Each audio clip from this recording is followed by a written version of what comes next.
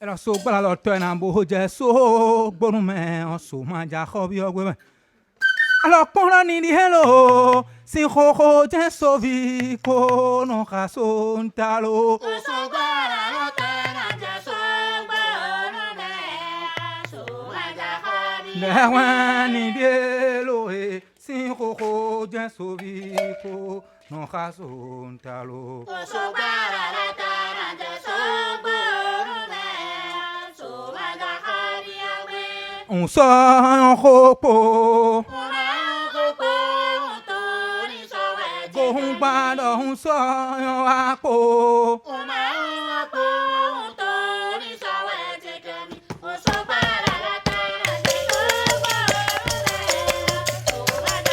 Jẹjẹjẹ balutu wa rẹ si koko jẹso bi kono.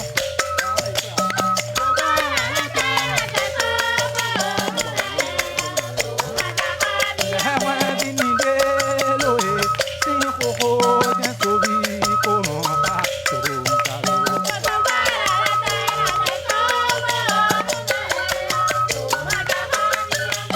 Un so yan koko. Kohun gbado hun so yan apo.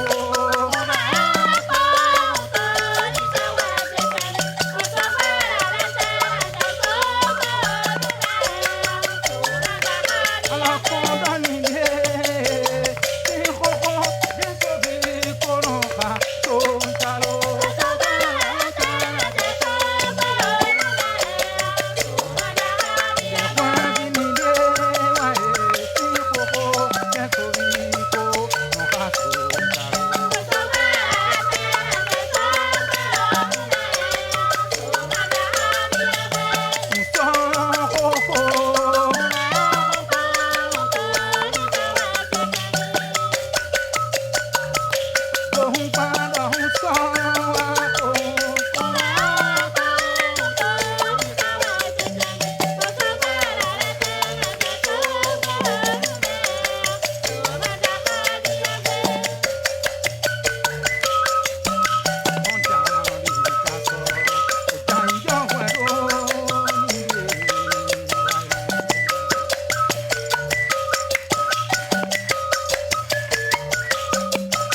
Akpeto mano la kunando akpeto mano la lo.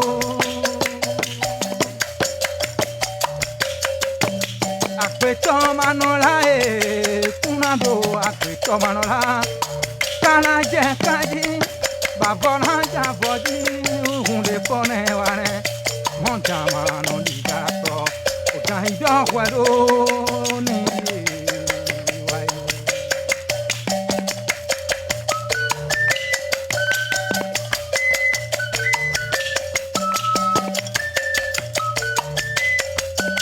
Montane mano di gato Dai da guado Unde pone wane Monta mano di gato Dai da guado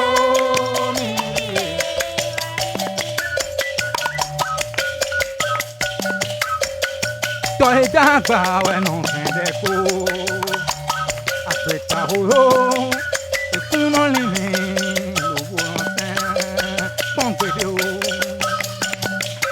Wabona komwe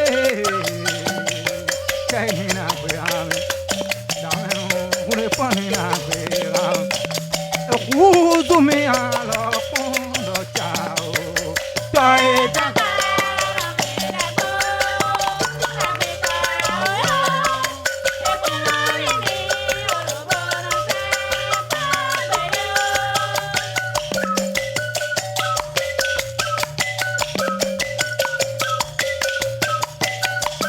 Wabona komwe Asa koton ka koton Ko mama me pano etano wena matu wene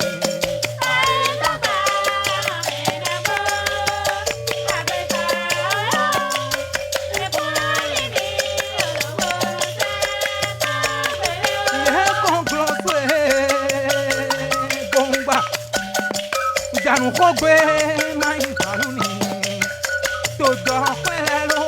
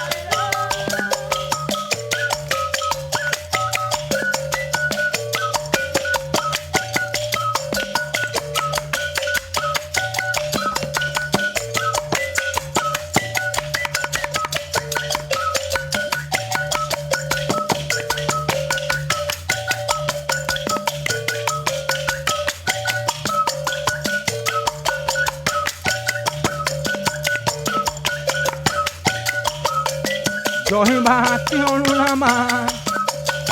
Bohaja Jenny my way. Taiwa Jack my way. Mehoa can do my thing. Mambo don't let me. Damenu. Unde for his humanity. Sikagan let us get it. Mehoa can do my thing. Mambo don't let me. Damenu. Gahole where his humanity. Sikagan let us get it. Join back to Lama. Oboha Jetini.